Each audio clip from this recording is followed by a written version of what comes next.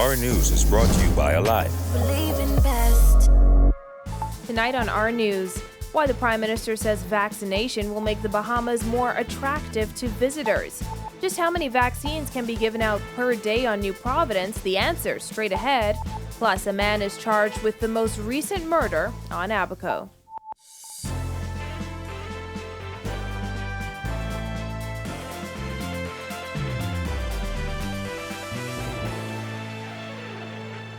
Welcome to Our News and thanks for joining us. I'm Christina Dragovich. Topping news tonight, Prime Minister Dr. Hubert Minnis insisting today that the AstraZeneca COVID-19 vaccine is safe. The PM's comments coming hours after the European Medicines Agency publicly concluded that the vaccine is not only safe but also effective. Jasmine Brown reports. Vaccines we received was approved and are approved by the World Health Organization. They also have received certification from the Caribbean regulatory system, and they have been scientifically tested. They have already been given to millions and millions of people, and I can assure you that they are safe. The Prime Minister was adamant about the safety of the vaccine as he spoke at the event to mark the opening of the Standard Creek Bridge in Andros. The PM was vaccinated on Sunday. I am afraid of needles. I am not afraid or embarrassed to admit that. And yes, there were some who saw me jump. I jumped because I saw the needle. But I also turned my head so that I could not see anymore. But be assured that the needle is absolutely painless. So for those who are like me and afraid, they have nothing to worry about. The AstraZeneca vaccine is currently the only COVID-19 vaccine available in the Bahamas. However, several European countries last week suspended the use of the vaccine following some reports of blood clotting, which added to already existing and widespread vaccine hesitancy. Today, the European Medicines Agency announced that the vaccine is safe and effective and was not associated with a higher risk of blood clots as feared by some European countries.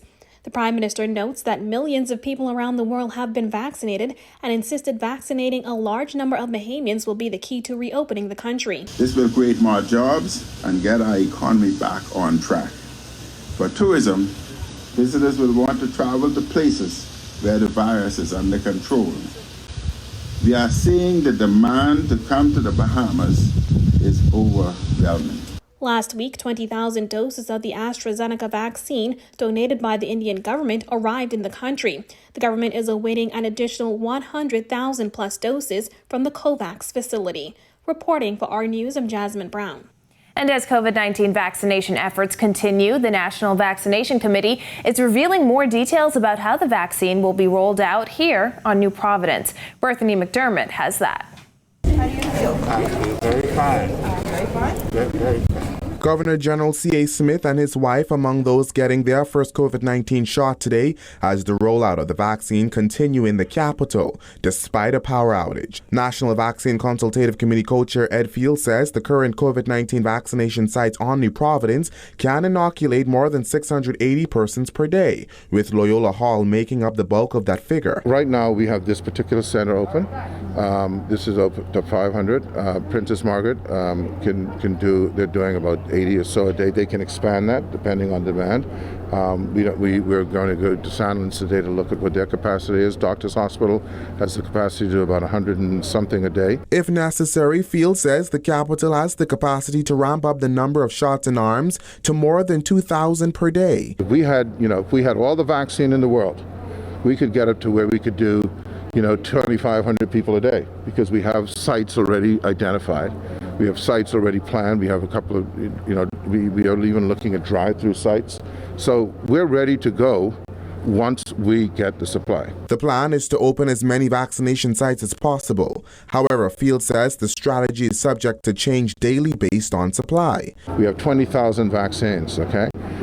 So we kind of halved the distribution strategy because we only had 20,000. We'll have to look to see if the supply that we were promised at the end of March is coming in, and we may have to change the strategy again. Amid concerns that vaccines may expire due to vaccination hesitancy, Fields says the committee will not accept any vaccine near the expiration date. I can tell you that from our chairman's perspective, anything that is near expiration date is a no-go. And if you're wondering what happens in the event of a major power outage, Fields says there's a plan for that too. All of these facilities we have generators. So there was just a little minor glitch with the generator.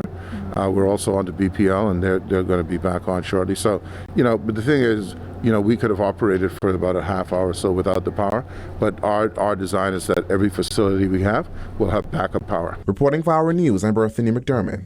Well, COVID-19 vaccinations are set to begin Monday on Grand Bahama. Today, Fields also shooting down claims that the rollout on that island was delayed, explaining that the plan was adjusted. There was no delay. There was no delay. There was no. We had planned, to show you how this moves, to open all of the institutions on one day. But we did a pilot on Sunday, and as a result of the pilot, we determined, hey, the best strategy to do is to open in a staggered way so that we can be as efficient as possible. I'm saying this to you folks in the media. You have to hear what we're saying, and what we're saying is that we have to constantly readjust the strategy, not to meet what we have said to the media, but what is viable to do to make sure that it's an efficient distribution. Fields could not say how many doses of vaccines are allotted for that island. In other news, a 23-year-old man of Sandy Point, Abaco, was today charged with the shooting death of a man on that island over the weekend. Raymond Trey Bain appeared before Magistrate LaQuay Lang, charged with the March 14th murder and possession of ammunition. Bain was not required to enter a plea to the murder charge, and he pleaded not guilty to the ammunition charge. Bain was remanded to the Bahamas Department of Corrections. He returns to court on May 25th for trial. Also from the courts, a 43-year-old Grand Bahama woman appearing before Chief Magistrate Joyanne Ferguson Pratt on Grand Bahama yesterday, charged with stealing by reason of employment. Marilyn Forbes of Hill Court was charged with 1 count of stealing by reason of employment, 1 count of falsification of accounts, and 1 count of acquisition of proceeds of criminal conduct. Forbes pleaded not guilty to all charges and elected to have the matter heard in the magistrate's court. She was granted $5,000 bail with 1 suretor and will return to court April 7th for trial. And other police officers may have been involved in the alleged beating of a man in police custody, according to Police Commissioner Paul Roll. Roll telling reporters that the investigation is still ongoing, but all associated with the incident will be disciplined. The complaint unit, as I said, they're conducting the investigations in that, and I don't believe that he was alone, and so once we know the full facts, they'll be dealt with in our. Well, I'll make a determination once I get the report as to how we will deal with that. Last week, a voice note became public in which a man who identified himself as an assistant superintendent of police allegedly beat a man in police custody, while other purported officers voiced support of the beating. A senior police officer was placed on administrative leave pending an investigation into the allegations, but no one else has been suspended. It was a beautiful, breezy morning in the capital today. Greg Thompson is in the Weather Center with the latest.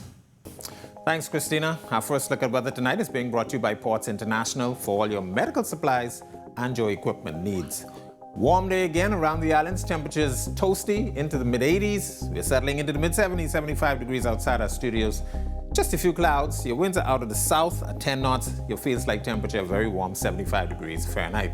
Nothing much to talk about across the islands. That high pressure ridge still in charge, but that high pressure is going to be moving out towards the east. We've a couple of streamers across the island, so we could see some showers downstream of those islands as the evening goes on. That's your first look at weather. Your extended forecast is still to come. And still to come on our news, a call for the Labor Minister to speak up on 2 protests in the capital yesterday, and how changes at road traffic could mean good news for taxi drivers. That's coming up when our news returns. Welcome to our news and thanks for joining us. Topping news tonight. COVID-19 remains a serious threat. Coronavirus COVID-19 has disrupted our economy, tourism industry, educational system, and put our healthcare facilities and professionals on high alert. Are you prepared? Do you have all the facts? Stay tuned to this network for the very latest news and information on this global pandemic.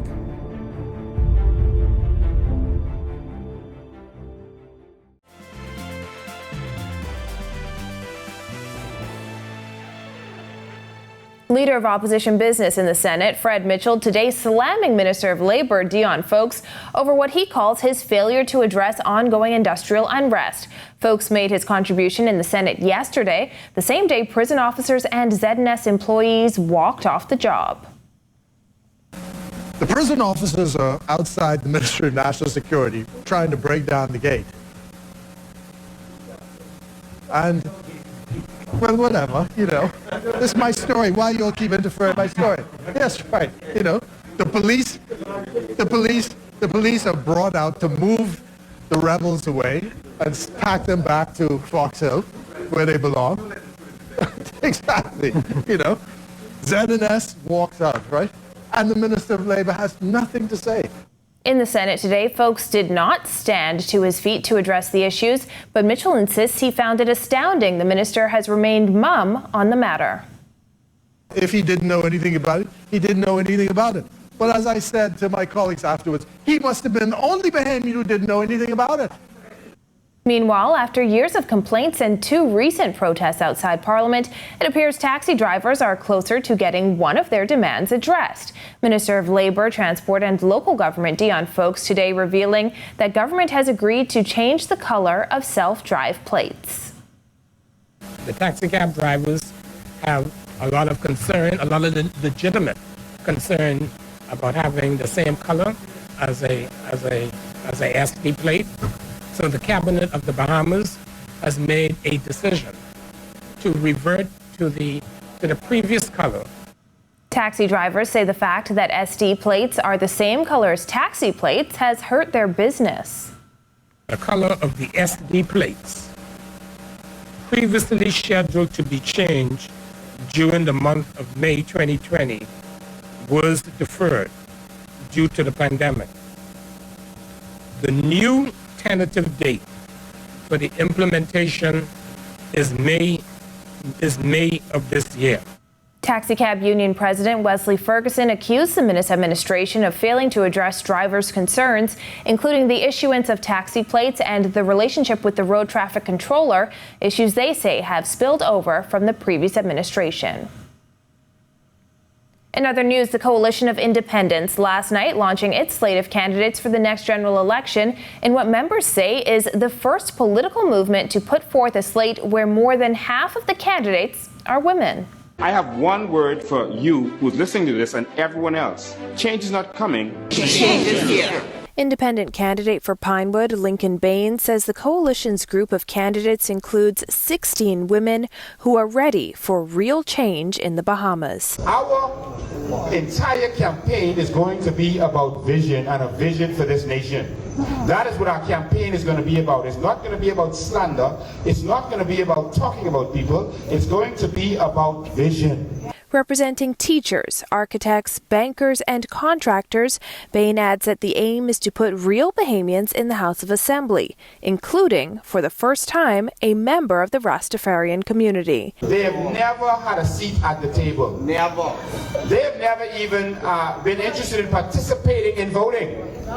They love this movement so much, and they believe that this movement is powerful and needed in this country so much for our people, that not only are many of them ready to vote, but they are ready to have a seat at the table. Calling for a debate with the leaders of the Free National Movement, Progressive Liberal Party, and Democratic National Alliance, Bain says the coalition has a dream for a new Bahamas and will soon be releasing its plan on how to get there. For more information on the candidates and coalition, visit coalitionofindependents.com.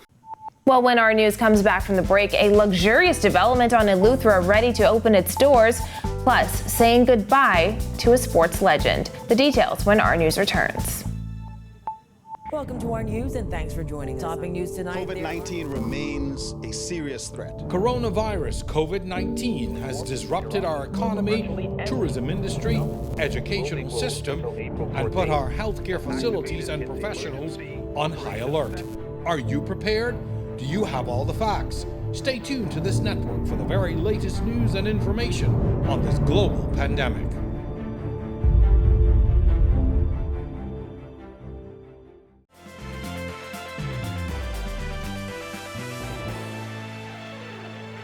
This is our news. Welcome back.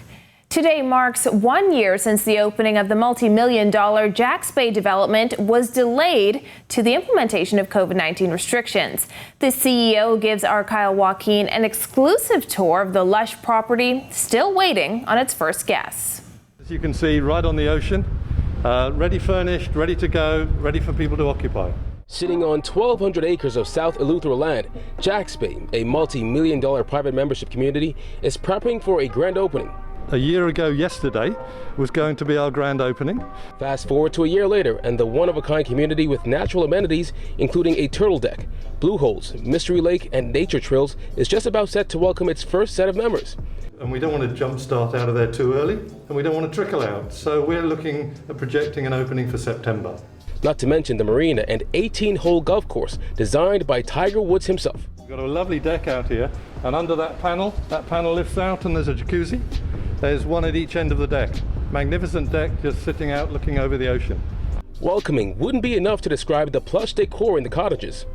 One-bedroom villas will go for $1.3 million, while a three-bedroom villa will go for around $3.6 million. And if you're interested in a cottage, you'll be looking at around $3.5 million for a three-bedroom abode. Estate beach lots will be going for $2.1 million. The proposals are to create private homes. Some we will build ourselves and some we will sell lots. We will have rooms. We'll have a small lodge which will provide accommodation for guests of members. It is essentially a private club, but there will be a section of hospitality. Yeah, we're at the beach club. It's called the Pink House, and we have an indoor restaurant, dining, cocktail bar. Beautiful place to spend the evenings and watch the sun go down. And then we've got our open beach leading out into this protected little bay with our sun loungers. You got a swing in the pool too? And a swing in the ocean. And a swing in the ocean, yes. Absolutely, yeah. The drive throughout the property is breathtaking, with stops at attractions like a cave. The pandemic put a damper on just about everything, so Browning says they're looking at a fall opening. This as they look forward to the arrival of COVID-19 vaccines on the island. There's 11,000 people in Eleuthera, and we need probably 9,000, 8,500 vaccines to vaccinate all of Eleuthera, and then we could open up internationally and say we're a safe destination. We have infrastructure going in, and as soon as we can see just a sign that this is a safe place to come for the future, then we will start to ramp up, and we will get back to those 200, 300 numbers. From Jack's Bay for Our News, I'm Kyle Joaquin. Well, the Bahamian sporting community saddened by the loss of a baseball legend. Marcellus Hall tells us more.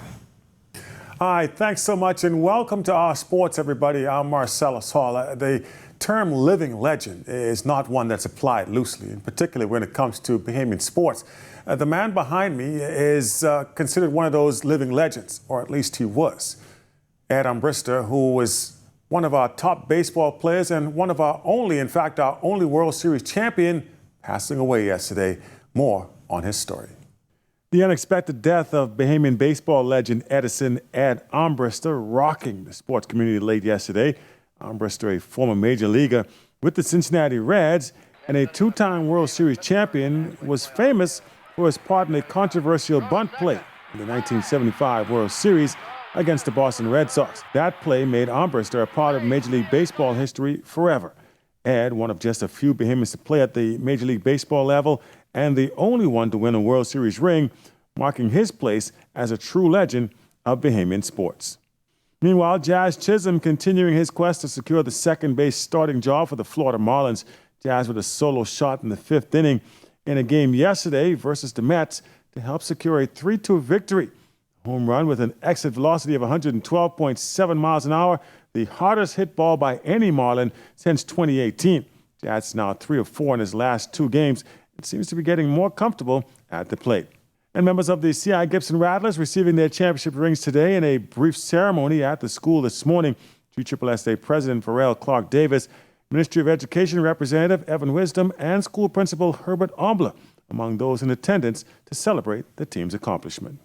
And that's your check of sports here on this Thursday. I'm Marcellus Hall. Back to you. Thanks, Marcellus. Coming up, Greg tells us how long these breezy conditions may last. Stay with us.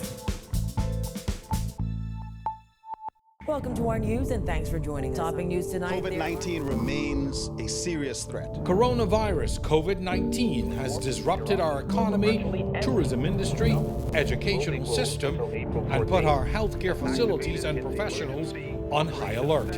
Are you prepared? Do you have all the facts? Stay tuned to this network for the very latest news and information on this global pandemic.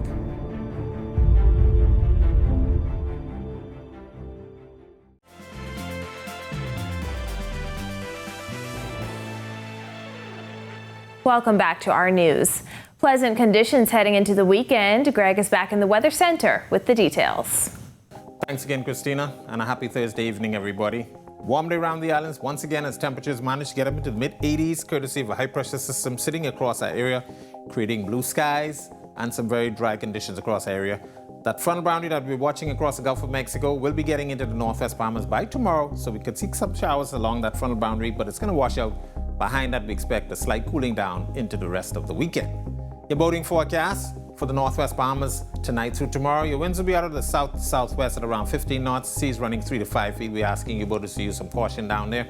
And in the central and southeastern islands, we expect those winds to be southeast to south, 15 knots, 3 to 5 foot seas, but some swell still affecting the islands up to 7 feet.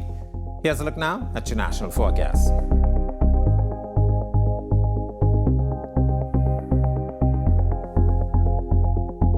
Here's a look now at your extended forecast through Tuesday.